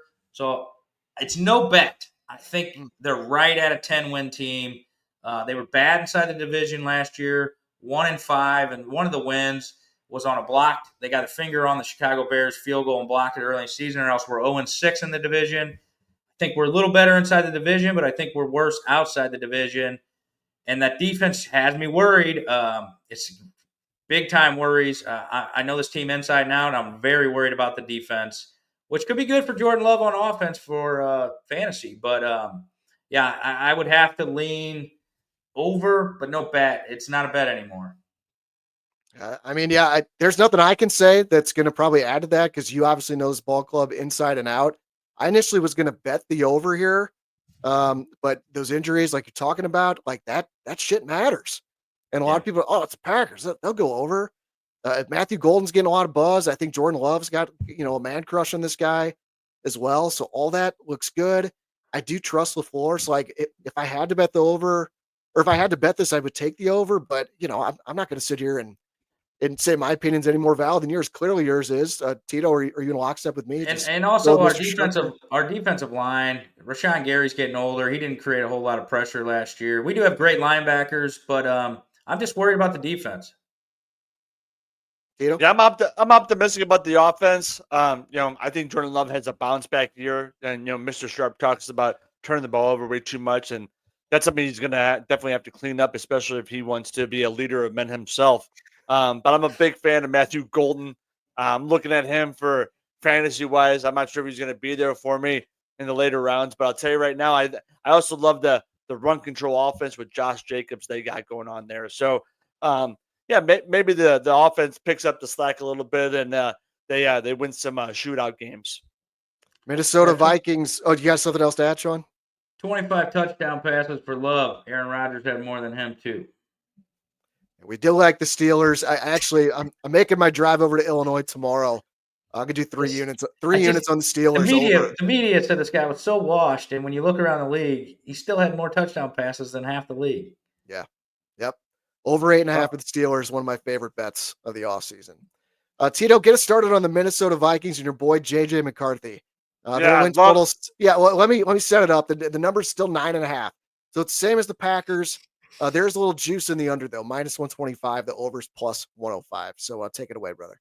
Yeah, I love me some Minnesota Vikings. I love me some Kevin O'Connell. I love me some J.J. McCarthy. I love me some, what's the guy? Justin Jefferson. I love me some all of the Minnesota Vikings. Skull Vikings. There you go, Mr. Sharp. How you like them apples, Daddy? I think they're going to win the division. I think they're going to come out and surprise some people and win this division. So I'm going with the over on the 9.5 wins. I think when you're breaking this down, is J.J. McCarthy better than Sam Darnold? And I would say no. So therefore, I would lean under just off of that. Also, I know J.J. Jefferson, he's dealing with an injury already. This guy's had injury problems with his legs. I think it's a calf injury or hamstring. I just don't see a rookie quarterback. I know he's not a rookie, but to me, he's a rookie. I don't see him coming in, going to Green Bay, going to Chicago, going to Pittsburgh, winning these tough games, at Detroit. I just don't see it, man. I don't see him stepping up to the plate, and delivering. I think he's a good fantasy quarterback, but in real life, I think this is more like an 8-win team, 9-win team. I disagree with you. I do agree with Tito on this one. You may be right that McCarthy won't be as good as Darnold, but he doesn't have to be. The Vikings won 14 last year. They only got to win 10. The cashless bet. So I'm not going to bet this one because I definitely see the argument for both sides. It's a lean on the over for me. And I've said it before, like if Kevin O'Connell can turn Sam Darnold into a good quarterback, I think he can do it with the dude that won the national championship at Michigan and played in as big a time games as you could have in college. Jordan Aston suspended 3 games. I did see that. Again, they just got to win 10. They don't got to be as good as last year. And obviously you don't want to get injured, but I actually think McCarthy sitting back last year, he gets to watch and learn this offense with Kevin O'Connell. I think it's good for him. I think he is like totally set up to hit the ground running here as much as anyone coming out of college and having to sit a year because of injury. He's basically like a redshirt freshman coming over to take over this team with a coach that all he does is crank out good quarterbacks. So I trust in O'Connell. I think they get 10 wins. I lean over 9.5. And like, if it's a plus money, God, I might be talking myself into this. But I certainly You're value talking me into it even more with that logic, Daddy. Keep on talking. I'm getting a soft chub here. Woo. Well, I'm already invested in JJ McCarthy to be the comeback player of the year. I think that's as much investment as I want in the Vikings. So I think I'm probably good there. And also, you got to remember, this is a copycat league. NFL changes over a lot, so a lot of teams are going to figure out what they were doing on. The Vikings played a different way to play in defense last year. They kind of bend, but they didn't break, and it worked. They caused some turnovers.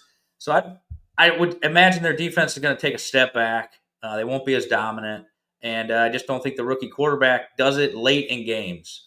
That's just where I'm at. All right, be very curious to watch this team as we go through the year. Right. Yeah. He's comeback player of the year. Wouldn't that be something? Never taken an NFL snap. He can win comeback player of the year. That's not even shouldn't even be on the board. What did I say? I bet on McCarthy. Did I just say something? Comeback player of the year. Comeback player of the year. I think that's the rookie of the year. It should be the rookie of the year. Chicago Bears, 8.5 is the number here. So if you want the Chicago Bears to have a winning season, you are getting plus money on it, plus 115 in the over. The under's minus 135. I got to lean under here. Like, this is similar to the Jaguars last week for me. I like a lot of the pieces. Ben Johnson, it looks great what he did with the Lions, but he's going to have to prove it to me before I could ever bet an over on him as a head coach, in particular the Chicago Bears. Bears tied with the Lions for the second toughest schedule in the NFL. So lean under 8.5 for me. Looks like you agree, Shawn? Oh, yeah. I hate the Bears. Hate everything in Chicago. Bear down. We still own them. Aaron Rodgers is going to come into town with Pittsburgh and still own them. Yeah, under here. I don't think this thing meshes the way that they're hoping year one. I think year two could be better for Caleb Johnson and new head coach. Caleb Williams. Yeah, mix their names together. Ben Sorry. Johnson. It's 11 o'clock. Yeah, mix their names there. And the only thing is, when you see in the media right now, you see that the Bears are struggling on offense, and Johnson's had to, push him down, and he's got to talk down to him. And when I see things in the media, especially in the NFL, always think the opposite, because whenever they're saying it's complete opposite, it's always wrong. So they could be on fire just because that's the little conspiracy theorist in me. But I would lean under. Once again, I just think this whole division takes a step back. It was, those teams were too good last year, and I just don't see it repeating. Tito, is it unanimous under on the Bears? Yeah, I'm not a fan. I thought maybe Caleb Williams had it last year, but I don't know if you guys saw a few days ago. I saw this TikTok video of Caleb Williams trying to throw the ball into a fucking net, trying to get it into little circles.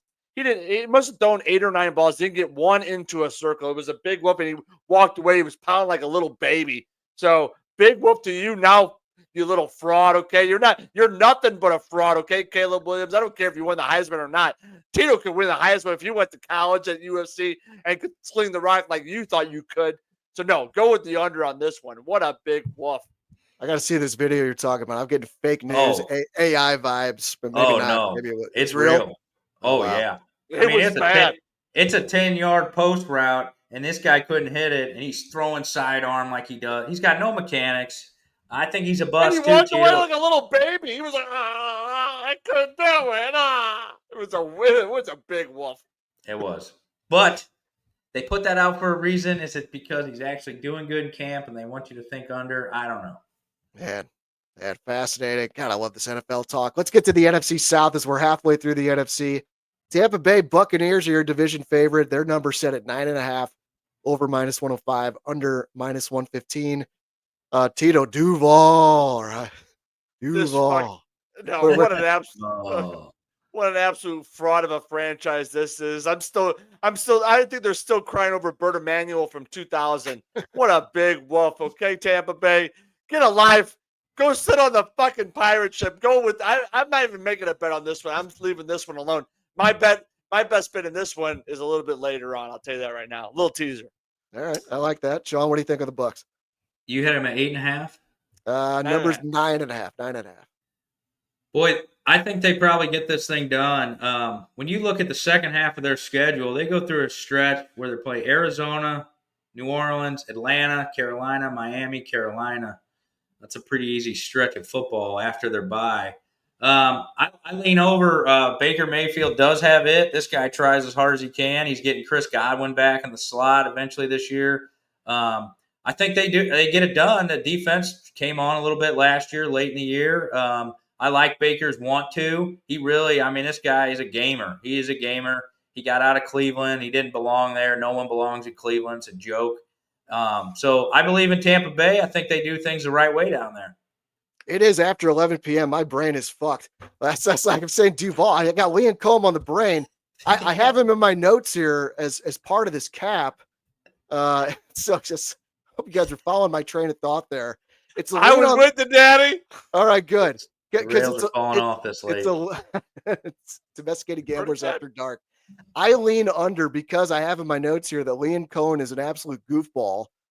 But I also have in my notes that he worked magic with Baker Mayfield last season, and now he's gone. And I just don't know if Mayfield's going to turn into a pumpkin kind of like Sam Darnold did. I don't know. And I agree, Shawn. The schedule looks very manageable late, but it looks like it could really get off to a bad start. Potentially, they got a lot of tough matchups in the first 7 games. And Shawn, I know you're big on the line play.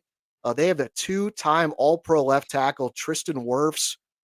He's going to miss at least the first 4 games. He's going to be on the PUP list because of knee surgery.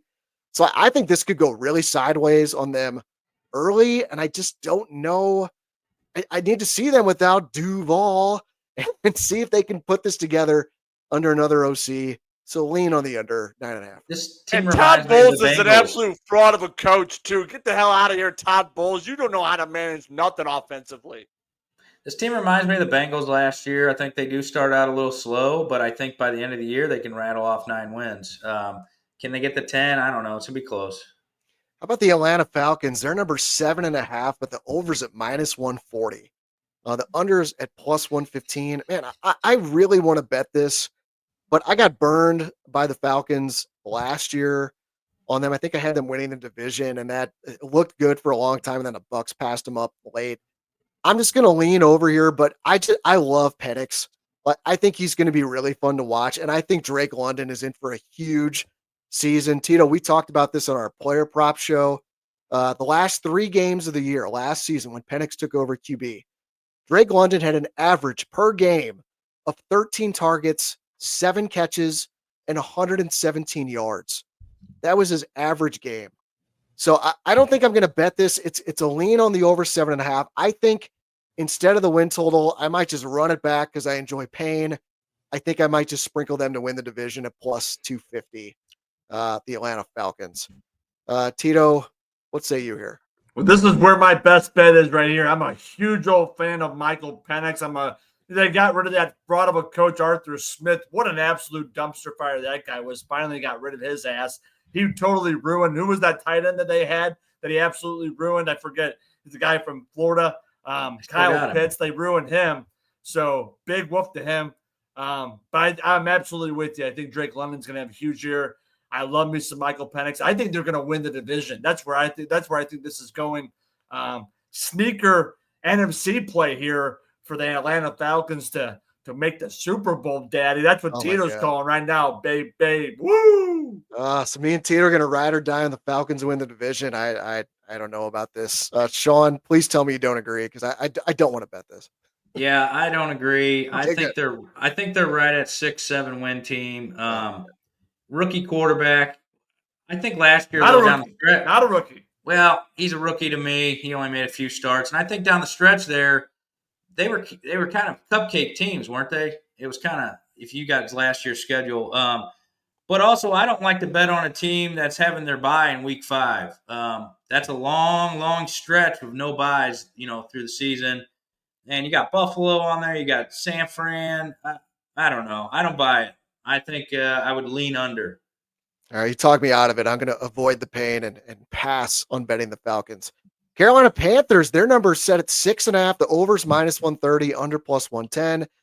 Shawn, you said this. Their head coach was kind of a good lottery ticket play for Coach of the Year. We couldn't pronounce his name or couldn't think of his name, but the point was taken a couple weeks ago. So I'm assuming you're on the over here. Am I correct there, Shawn? Yeah, I love this receiver they got, McMillan out of Arizona. And last year, Carolina got hot. This is probably going to be the best offensive line in football. So I think they're going to be able to run the ball. The defense has got some young studs. I like the over. This one's in pocket. It's my favorite play out of the NFC.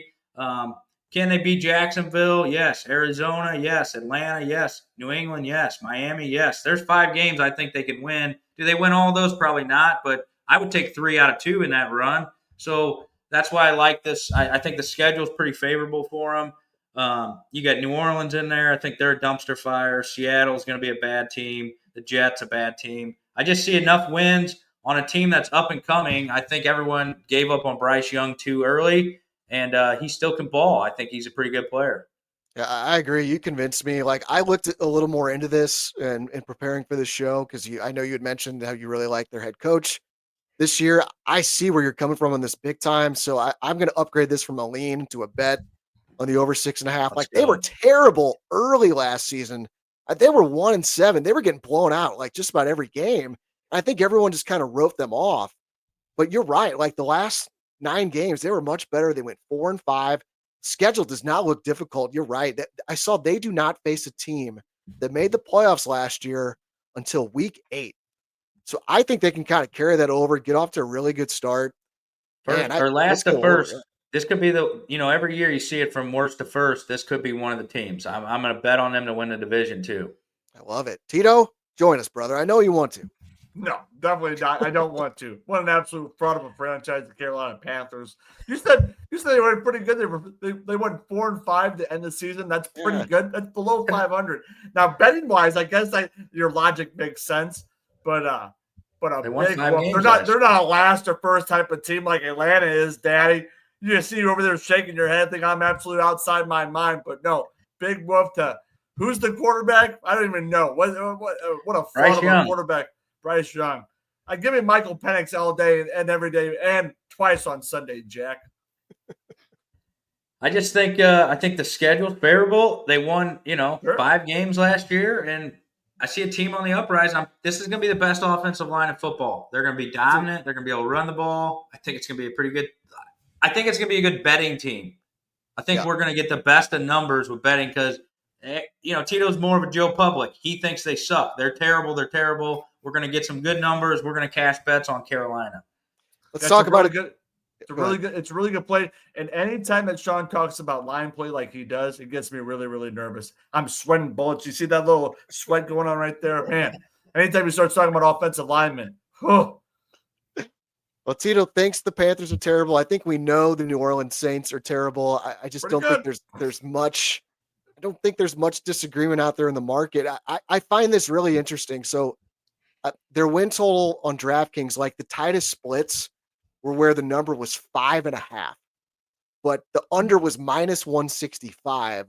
The overs +135. You can also bet the Saints win total at 4.5, and you take the under there, it's +140. Over -170. So it's either 4.5, 5.5, kind of pick your poison there. Shawn, this is already in pocket for you, if I'm not mistaken. Are you on under 4.5? Is that right? Yeah, there's a bet out there too. You probably can't pull it up right now, but you pick a team that's going to have the worst record in football, and you can bet on that. This one's in pocket. The one thing now that really wrecks these over-unders is the last week of the year usually doesn't mean jack. So if they're playing Atlanta and Atlanta's out of it, they're probably going to win that dang game because Atlanta's going to bench everybody if they got the division wrapped up. We saw that with Denver and Kansas City. So these over-unders can get real tight late in the year, but you get an opportunity to hedge sometimes late in the year as well. So this one's in pocket for me. I think the under. I think everything's lining up for Arch Manning to make his return to the Saints. So here we go again with another Manning for 20 years. So you're taking the big price, right? At +140 to under 4.5. Is that correct? Correct. I had already bet the 4.5. The 5.5 is appealing, though. I know you're laying some juice there, but I don't really mind the juice because I don't think they're a 6-win team. God, could you imagine the Saints going 6-11? I just could not. I can imagine them winning game 1, though. Week 1, I can see Arizona. I can see that. Arizona travels down to the Dome. It's tough to play. Kyler Murray's running around, makes crazy throws, interceptions. I definitely can see the Saints winning game 1. Yeah. Tito, what do you Crazy. think here? This is interesting lines, the numbers, the odds, what to do with this. So where's your action, brother? I'm tailing Mr. Sharp. I already have this one in pocket as well. I got the New Orleans Saints plus 500 to have the fewest regular season wins There in the you go. NFL. That's what it okay, was, so yeah. that's what I got in pocket, Jack. So yeah, If that's still available, that's the way to play this. Yeah, I like that. Yeah, take a chance on a big number like that. It would not stun me. Like Kellen Moore's down there as the head coach now. It wouldn't stun me if like the owner said like, "Hey, look, this first year doesn't matter. We want Arch Manning. Like you just do you get through it, start building culture, whatever."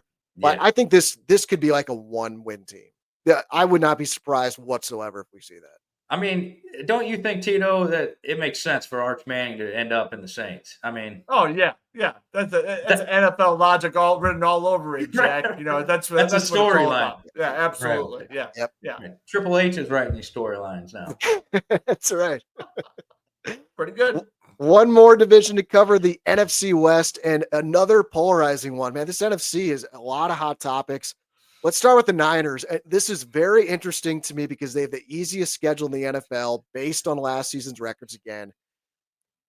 Even though they went 6-11 in 2024, they finished dead last in the NFC West. They're the favorite to win this division, and they have the second highest win total in the NFC at 10.5. Now, the overs plus 110, the unders minus 130. Tito, I feel like I haven't let you lead off a little bit, so you take this one. Yeah, I wouldn't bet on this one. If I had a lean, it would be over, just because I'm kind of hoping that Christian McCaffrey stays healthy the entire year. And if you have a healthy Christian McCaffrey with a Kyle Shanahan offense, I expect big things to happen, even with that front of a quarterback, Brock Purdy. I don't know. I know their wide receiving core is a little banged up and it's a little older, so it has me a little bit worried. And as much as I want to vomit, in a bucket next to me because of the fucking Rams, all the Rams do is win now since they've been in LA. So, but I like I said, I would lean over on the 49ers just with the hope that McCaffrey stays healthy the entire year. Shawn, you're pretty down on this team, aren't you? Yeah, I was. I hadn't looked at my NFC previews, and I was going off of kind of last year, but I dug into NFC this last week, and I've changed my mind, Eric.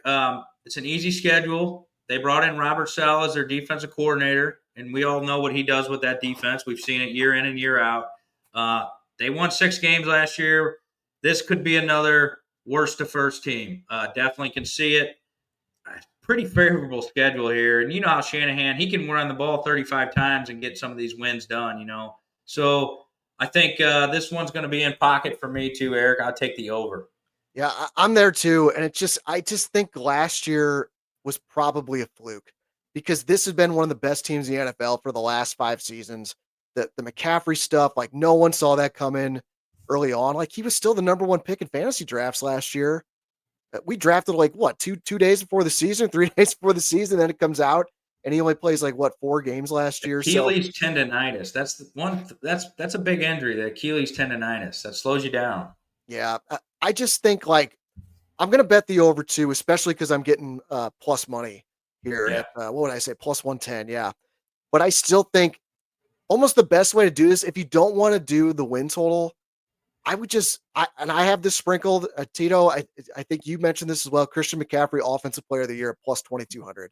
I just feel like if you want some Niners exposure and you don't love the win total, just sprinkle that, because if the Niners are good, it's probably because McCaffrey's healthy and he is eating, and he's going to need to eat on this offense. So I really like that futures bet that I have in, but I do think, especially at plus money, the 10.5, I'm going to take the over just because I think the trend is this team is good. I think last year was just the exception to the rule. I would say if this team's the best team in the NFC, that's why it's so wide open. If they're planning on them and the Eagles, I think the Niners are very beatable. The wide receiver problem, the more you look into it, doesn't really matter with Shanahan's routes, the way he sets up the blocks and everybody's misdirection. So, yeah, I'm in agreement here. This one's going to be in pocket. All right, let's talk about the fucking Rams with their win total at 9.5. Big juice on the over, minus 145. The under's at plus 120. I lean over here, but it's not a bet for me because I just don't like the price. I'm not laying minus 145 on a team to win 10 games. You also got this Stafford back injury. I mean, from what I read, he's probably fine, but like Father Time is undefeated, right? And this dude's 37 years old, and it's only a matter of time. But even still, like if he misses games, I mean, wouldn't you say Jimmy G is probably the best backup in the NFL?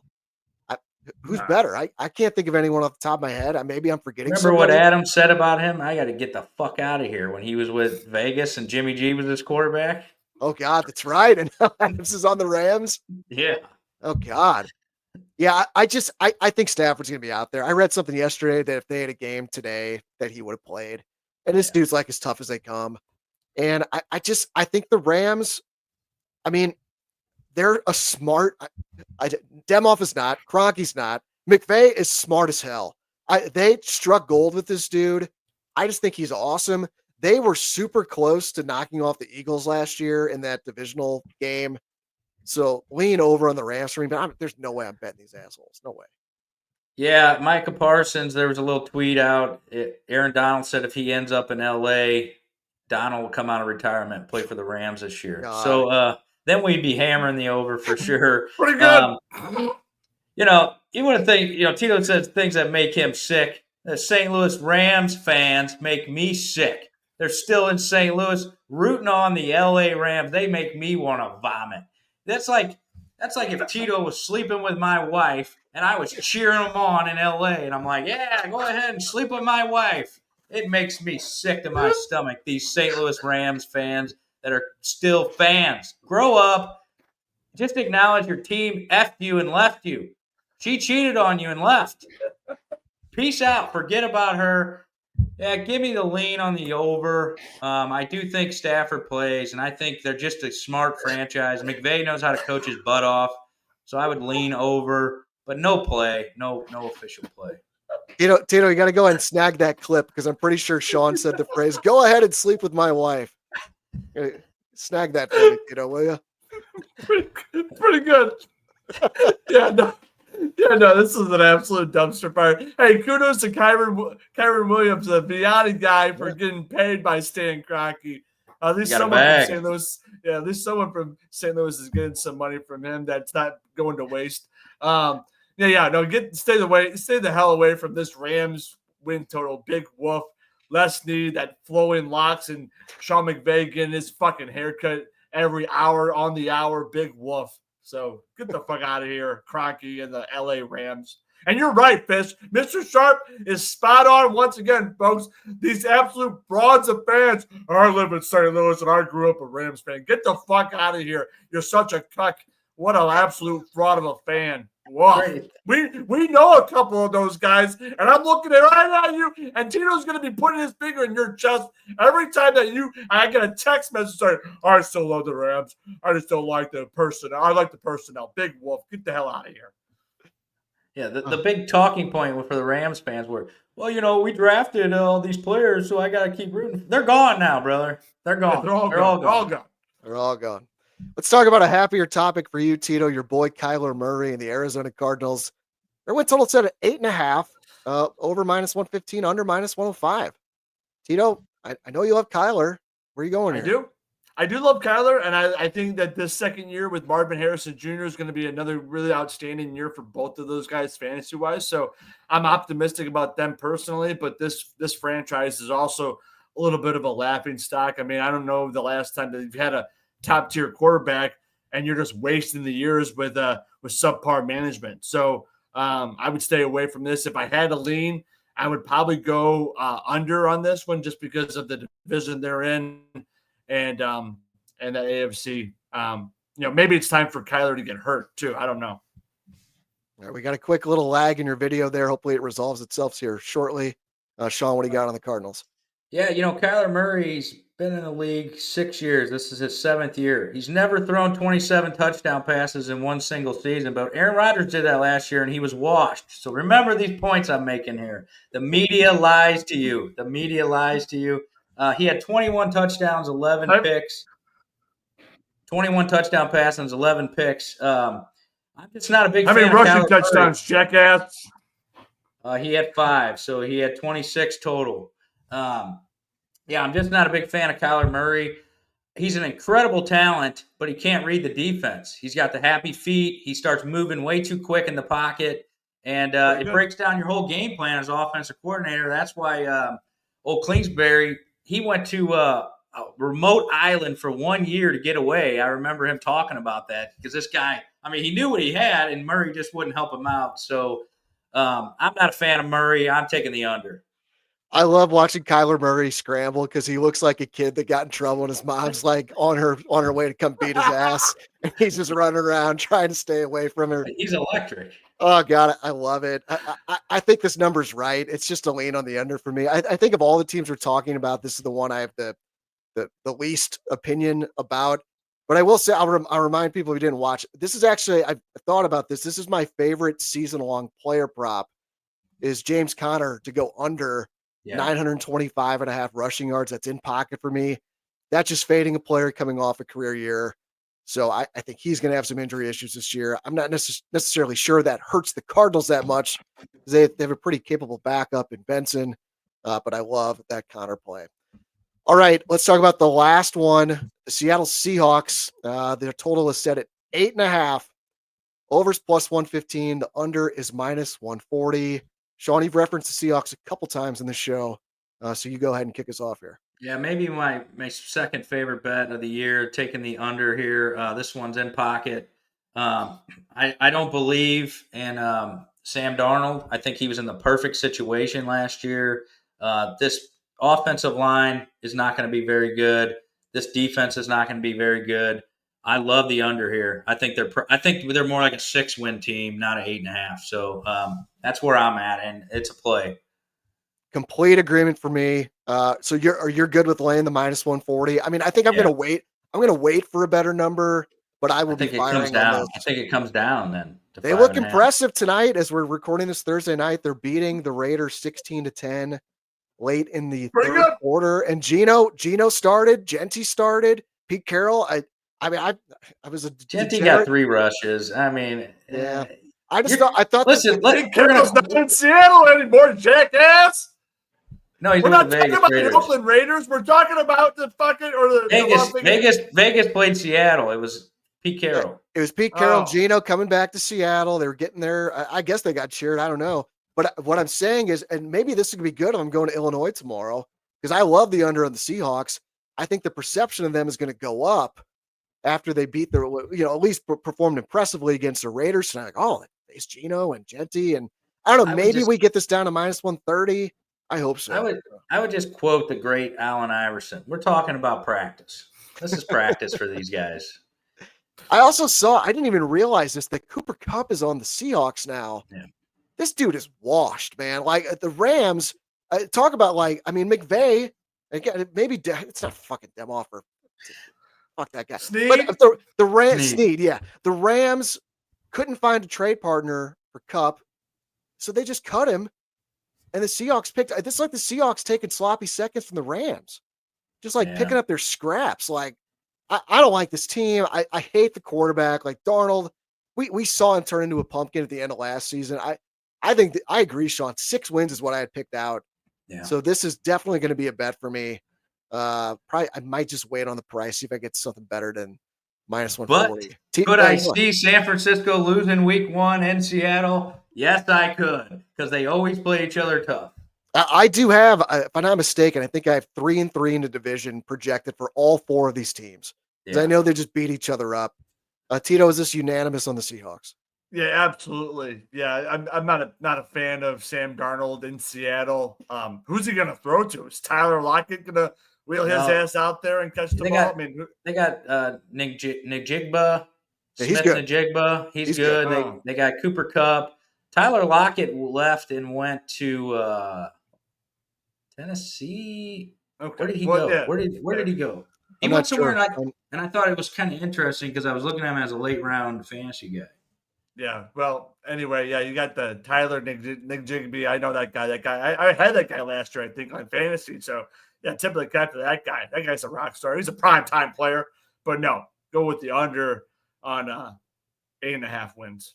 Yeah, JSN, yeah, awesome for the Seahawks last year. You are right. Tyler Lockett is a Titans wide receiver now. Shawn. And I think that could kind of be sneaky, like we saw with Adam Thielen late in his career. No one's thinking about Lockett. I think Cam Moore could lean on him. That might be a sneaky little fantasy player. Yeah, I could see that. All right, so Tito, Falcons, was that your favorite of all the ones we talked about? Is that right? Absolutely. Over on the Falcons. Shawn, what was yours again? I can't remember what you said. Boy, it would be tough between San Francisco and Seattle. I like those two plays a lot. Those are probably my two favorites. And the more and more I look at the NFC North, I'm liking Detroit for the over. It makes me sick to my stomach. And then with Scary Terry and Micah out, the Eagles, I think you're right. They win a division. This makes me sick. Seahawks were almost my favorite bet of the 16 we just talked about, but it's still going to be Commanders over 9.5 for me at minus 125. I would be stunned if Terry McLaurin is not in uniform week 1. I think people are going to forget that this all ever happened. And I think I'm in love with Jaden Daniels. I'm in love with him. I think he's got superstar written all over him. We might need some kind of side bet that Jaden Daniels win a Super Bowl in his career. We might have to talk about that off the air. I would say probably no. I mean, Josh Allen's a better talented quarterback and still doesn't have one. He's going his 8th year. How many years has this guy got left too? I mean, it's Mahomes' show, baby. If the Buffalo Bills coaching staff knew how to execute a squib kick with 13 seconds left or whatever it is, there's none of this talk about, the Josh and the Bills can't beat the Chiefs in the playoffs. This is the year. I'm telling you, this is the year for the Buffalo Bills. I'm sure I can't remember our schedule. I think we're talking about this in a couple weeks. Super Bowl picks, division winners, all that good stuff. But Taylor Swift's going to be in that crowd. They're going to have her on NBC Sunday Night Football. They're going to win the playoffs by 1 or 2 points somehow. God, every year. What a big wolf, man! All right, well, Tito knows it. Marathon session here on the NFC win totals. Make sure to catch our show next week. It is time to talk some college football. We're going to do a deep dive into those Missouri Tigers. We're going to let you know what we think on their win total. Talk other win totals we like. I'm sure we'll have some Heisman Trophy bets, some college football playoff picks, things like that. So looking forward to breaking out some college football next week here on Domesticated Gamblers. Let's get to our best bets brought to you by Pretzel Boys and get some free pretzels. All you got to do is take a few seconds right now. Drop us a comment on this video with your best bet for the weekend. And if you are the first person to comment and your bet cashes, you win a $20 gift card from Pretzel Boys. And get those comments in because, again, if the first person loses their bet, then the second commenter will win the gift card if they hit their best bet, et cetera, et cetera. So for our best bets, I've gotten hot here, boys. That's 3 winners in a row for me now after taking the Padres -1 over the Cardinals last Friday. I've been red hot overall. I think I mentioned earlier, 7 consecutive winning days of gambling. Looks like that's coming to an end here tonight. I'm juicing out here just barely, going 2-2 here tonight. But again, follow me in the Action Network app. My username is Sontag. My best bet for Friday, I'm torn here between 2. I like the Marlins against the Braves, and I like the Brewers against the Mets. I am taking the Brewers on the money line against the New York Mets, and I will explain to you why. The Brewers are the best record in baseball. They have Brandon Woodruff on the mound. This guy has been lights out since making his season debut. It's been about a month now. 5 starts, 2.22 ERA, 0.64 whip. His K per 9 is 11.75, and the Brewers are a perfect 5-0 in his starts. And on the other side, Kodai Senga for the Mets, I know his numbers look good for the season, but here's where I think it's a sharp play and why it's my best bet. He's been an absolute mess over his last 3 starts. His control is gone. He's pitched just 12 innings in those 3 starts. He's given up 11 runs on 13 hits with 11 walks in those 12 innings. So Senga's out of sorts right now. And what's one of our favorite sayings in sports gambling from Bull Durham? Never fuck with a winning streak. Also, when you're hot, you're hot. Brewers have won 6 in a row. The Mets have lost 4 in a row in 8 out of 9. So I'm on the Brandon Woodruff train. Shawn, you and I are on the Milwaukee Brewer train to win the division. So I'm going for 4 best bet winners in a row. Brewers on the money line against the Mets. You can get that at minus 127 currently on DraftKings. What do you think about that, Shawn? Did I convince you? I thought maybe you didn't like that at first. Oh, no. I found it ironic because I actually like the Brewers and the Miami myself. Those were 2 games I was looking at. I was trying to look up the Brewers -1 tomorrow, though, and I can't find it yet. I don't know if it's not up. I'll try and find it here, but yeah, I'll just kind of set you up because you got back on track last week. I think you lost a couple in a row, but that was a nice plus money winner for you last week. Padres -1.5 against the Cardinals last Friday. Yeah, you have been killing the baseball plays in the Action Network app, and the key part of it is your staking. It's something you do very well, better than anyone that I know personally. You'll lose some plays, but when you go big on something, you tend to win way more times than not. Because if I'm not mistaken, you have a losing record in baseball since you started tracking, but you are ahead because you know when to fire a 5-unit play, and you just lose these little ones. So the Brewers -1 right now is plus 117. Yeah, I'm 37-40-1 in baseball, but I'm plus 1100 since I joined Action Network. And I've hit a few parlays in there, but mostly you're right. It's when I'm firing a $400 or $500 bet. We got to have those. The $75 bets. We're just trying to build our bankroll. You talked about this earlier, and I'm going to lay a little juice. I'm going to take my boy Scooble, and I'm going to lay a 1.5. I think the Angels aren't going to be able to handle this guy. We can get that at -135. So I'm taking Scooble, laying a 1.5 at -135. Best bet. I don't think the Angels can hang with this guy. Detroit's on their little push here to win the division, and I think this is just right. But it was tough, man. I almost went with Miami myself and the Brewers, but I'm going to go with Scooble and the Tigers. All right. I think all 3 of those are going to be in pocket for me tomorrow. Marlins, Brewers, and Tigers -1.5. Tito, absolute disaster last week. We talked about at the top of the show with your best bet with your 3-player prop parlay, a 3-leg player prop parlay. None of those players even get a hit. Hey man, you've been crushing on the props. If you're going to lose, it's just one bet. No big deal. You're still way ahead. Dr. Prop has been in the house.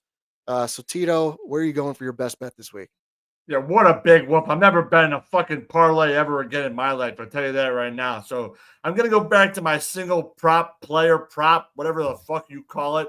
And this is probably going to be not a well-liked player prop from you guys because he hasn't been really effective over the last several weeks or even in the last month or 2. But I've got a sneaky suspicion that Walker Buehler and the Boston Red Sox, who are also really, really hot, going to go to San Diego. And I think Walker Buehler can strike out some San Diego Padres. If you look over his career stats, he's about 6-1 at Petco Park. And I know a lot of those stats are when he was with the Dodgers. But he's got 12. Well, yeah, he's been a pretty good pitcher. And he's had 12 Ks in the first inning out of all those stats. And so I saw a little player prop related to over 3.5 strikeouts, and no surprise here, but it's a plus money play at plus 120. And so I'm going to go with the over 3.5 strikeouts from Walker Buehler. I hope he goes more than fucking 4 innings and gets me my 4 strikeouts. But that's where I'm going to go with my best bet. Walker Buehler over 3.5 strikeouts plus 120 on DraftKings. What do you think about that, Shawn? I don't love it. This guy's had Tommy John surgery twice. His velo's way down, but 3.5, that's a pretty solid number. So I could definitely see it. I don't hate it. He's hit it in 2 out of his last 3 starts, but his last start, he had 0 strikeouts and 4 1/3 against the Astros. Ah, man. I wish you luck on that one, Tito. Kind of the same feeling. Don't hate it. I definitely will not be joining you on it. Let's close out with our home team plays of the week. Again, these are our favorite plays in the games involving the local teams. I think the Cardinals pull the upset on Friday night. Talked about how they've been much better against lefties over the last month. Cubs have really struggled against righties for the last 30 days. So give me McGreevy over Boyd. I'll take the Cardinals plus 128 on Friday for my home team play of the week. Tito, where are you going for yours? Yeah, the South City Catholic Academy 5th grade boys soccer team is going up against St. Kitty's tomorrow night or tomorrow morning, or no, Saturday morning, I should say. They're getting the goal and a half. We're going to lay the goal and a half, and we're going to take the freaking Wildcats. No, I'm totally kidding. I'm going to go against my logic, and I'm going to fade City, and we're going to go with freaking the Nashville, FC or whatever the fuck they're called, the MLS team in Nashville. It's like 11:40. Folks, I've been up since like 4 o'clock this morning. I'm exhausted. These guys have kept me up against my will. I'm fucking tired. But that's where I'm going with my home team player of the week. Big woof to all you guys. Oh, Shawn, close this out, brother. Yeah, Tito, I feel you on this youth sports right now. I am implementing an offensive system to 9-year-old boys, and it is like herding cats. When I got to get my pulling guard to pull and my quick guard to pull all at the same time, we can't jump off sides. Coach Shawn is in their butts right now with that whistle, man. I am telling you what, because we got to move our ass to get out there and lead block for our tailback so we can run this thing down to the end zone. But I digress. Also, a little bit for the fans here. Saturday, Jen Powell, first Major League woman to umpire a Major League game. Going to happen Saturday, Marlins Braves.